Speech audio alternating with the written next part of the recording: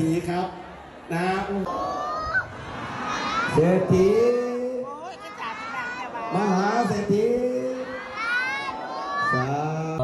อิมานิมะยังพันเตติจิวรานิสังฆทานานิจตุปัจจยานิภิกขุสังคัสสะโอโนเทยามะภวะวันตรายโยสุขีริกายุโกภวะอภิวาทนาสิเลสเนจังโอครับพระอาจารย์โยนพวงอะไรที่เราปู่อธิษฐานจิตไว้ให้ขนมที่ท่านเสกไว้ให้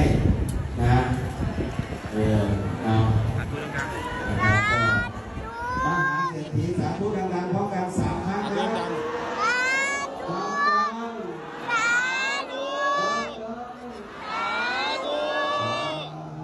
สาธุดังๆใส่อีกสาธุ